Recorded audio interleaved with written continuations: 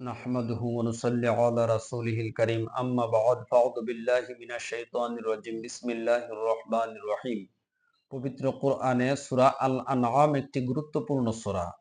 আনআম শব্দটি বহুবচন, এর এক বচন নাআম, অর্থ গৃহপালিত চতুষ্পদ জন্তু।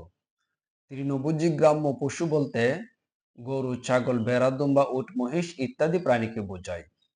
আর এসব প্রাণীকে একত্রে আনআম বলা হয়। সূরাটি কোরআনের ৬ নম্বর সূরা এবং ১৬৫টি আয়াত রয়েছে।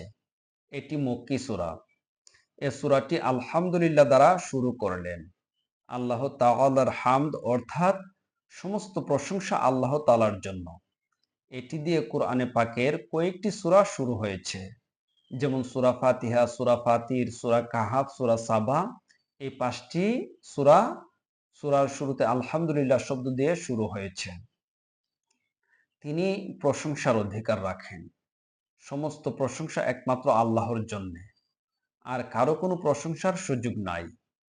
কেউ ভালো কিছু করলে কি তার প্রশংসা করতে পারবো না? হ্যাঁ, প্রশংসা করা যাবে, প্রশংসা করতে পারবেন।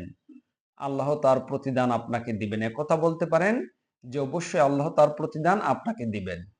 কিন্তু চূড়ান্ত পর্যায়ে প্রশংসা পাওয়ার মালিক কে? আল্লাহ তাআলা। কেন প্রশংসা পাওয়ার মালিক? কেন প্রশংসা পাওয়ার মালিক? আল্লাহ নিজে বলেন, আল্লাযী খালাকাস সামাওয়াতি ওয়াল আরদ, যিনি আসমান ও জমিন সৃষ্টি করেছেন, তিনি সব কিছুর স্রষ্টা। তিনি মানব দানব জিন ইনসান ১৮,০০০ মাখলুকাত, হায়াত মত, ৭ আসমান, আরশ, কুরসি, গ্রহ নক্ষত্র সবকিছু সৃষ্টি করেছেন। তিনিই তো একমাত্র প্রশংসার মালিক। সুবহানাল্লাহ।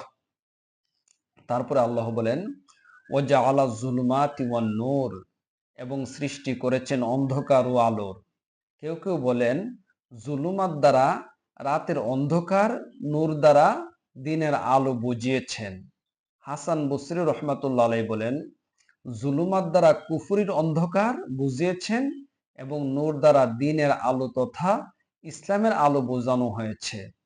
অনেকে বলে জুলুমাত দ্বারা অজ্ঞতার অন্ধকার বোঝানো হয়েছে, নূর দ্বারা জ্ঞানের আলোর কথা বোঝানো হয়েছে। আবার কেউ কেউ বলেন জুলুমাত দ্বারা সর্বপ্রকার ভ্রান্ত মতবাদ, আর নূর দ্বারা সরল সঠিক পথ উদ্দেশ্য।